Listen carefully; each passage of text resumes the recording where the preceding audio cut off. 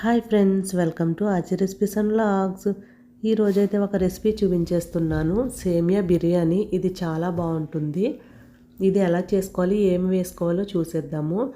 బిర్యానీలోకి తీసుకునే మసాలా దినుసులే దీనికి కూడా తీసుకోవాలి. అయితే ఒక గ్లాస్ సేమియాలకి నేను 2 బిర్యానీ ఆకులు, 5 లవంగాలు, 4 యాలకులు, 2 దాల్చిన చెక్క ముక్కలు, 2 మరాఠీ మొగ్గలు, కొంచెం జాపత్రి, ఒక 3 అనాస పువ్వు, దాంతోపాటు జీడిపప్పు కూడా కొన్ని పలుకులు అయితే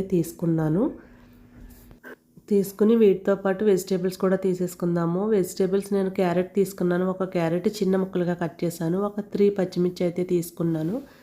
పొటాటో కూడా తీసుకోవాలి. ఒక మీడియం సైజు ఒక పొటాటో తీసుకుని దాన్ని చిన్న చిన్న ముక్కలుగా కట్ చేశాను. నేను ఫ్రై కట్ చేసుకుంటాం కదా, అలా కట్ చేసుకోవాలి. ఎందుకంటే ఇవి ఆయిల్లో కుక్ అవ్వాలి కాబట్టి చిన్నగా కట్ చేసుకోవాలి.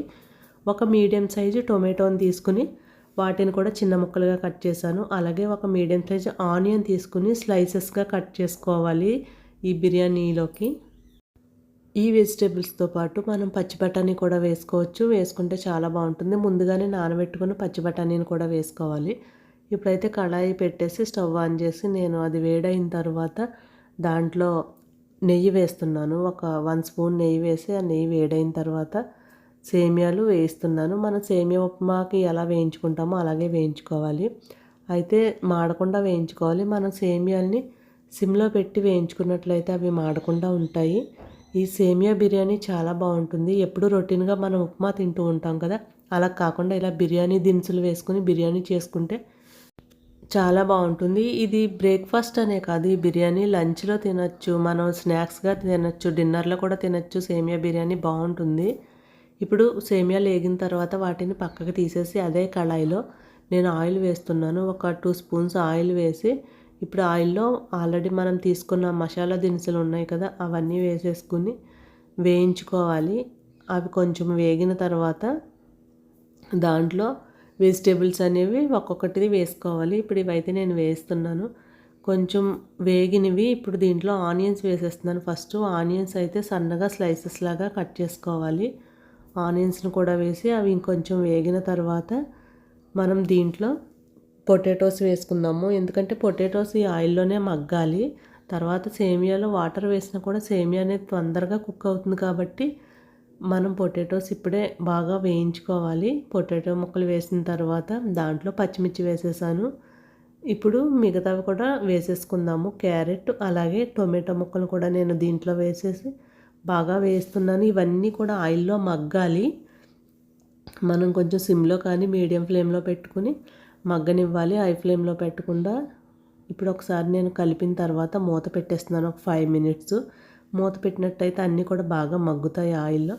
ఇలా కొంచెం మగ్గినాయి కదా, ఇప్పుడు మూత తీసి మళ్ళీ ఒకసారి కలుపుకుందాము. ఇలా ఇవి బాగా మగ్గే వరకు మూత పెట్టుకొని తీసి మళ్ళీ కలుపుకుంటూ మధ్య మధ్యలో కలుపుకుంటూ ఉండాలి. పొటాటో, టొమాటో, క్యారెట్ అన్నీ కూడా బాగా మగ్గినాయి. ఇప్పుడు నేను దీంట్లో అల్లం వెల్లుల్లి పేస్ట్ వేస్తున్నాను. ఒక 1.5 స్పూన్ అల్లం వెల్లుల్లి పేస్ట్ వేస్తున్నాను. వేసుకుని అది కూడా పచ్చివాసన పోయే వరకు వేయించేసుకుందాము. దీంట్లో కొంచెం ఒక 1/2 స్పూన్ పసుపు వేసుకుందాము. పసుపు కూడా వేసుకుని బాగా వేయించుకోవాలి. పొటాటోస్ కూడా బాగా మగ్గినవి. ఇప్పుడు దీంట్లో నేను సాల్ట్ వేసేస్తున్నాను. అంటే సేమియాకి సరిపడంత సాల్ట్ వేస్తున్నాను. సాల్ట్ వేసుకుని ఇంకొకసారి బాగా కలుపుకున్న తర్వాత దీంట్లో బిర్యానీ మసాలా ఉంటుంది కదా రెడీమేడ్ది, అది వేస్తున్నాను. అది లేకపోతే మనం కొంచెం గరం మసాలా వేసుకోవచ్చు. అది కూడా ఒక స్పూన్ సరిపోతుంది. మసాలా అంతా కలిసేలాగా కలుపుకున్న తర్వాత ఒక గ్లాస్ సేమియాకి 2 గ్లాసెస్ వాటర్ వేస్తున్నాను. 2 గ్లాసెస్ వాటర్ వేసుకుని బాగా కలుపుకొని సాల్ట్ సరిపోయిందో లేదో ఇప్పుడు మనం చూసుకోవాలి. సరిపోయినట్లయితే ఇప్పుడు ఈ వాటర్ని బాగా మరిగించుకుందాం. దీని మీద అయితే ఇప్పుడు మూత పెట్టేస్తే మనకి వాటర్ అనేది తొందరగా మరుగుతుంది కాబట్టి నేను మూత పెట్టేస్తున్నాను. ఇప్పుడు మూత తీసి చూసేద్దాం. ఒక 5 మినిట్స్ తర్వాత వాటర్ అయితే బాగా మరుగుతుంది. దీంట్లో కట్ చేసి పెట్టుకున్న కొత్తిమీరని అయితే వేసేద్దాము.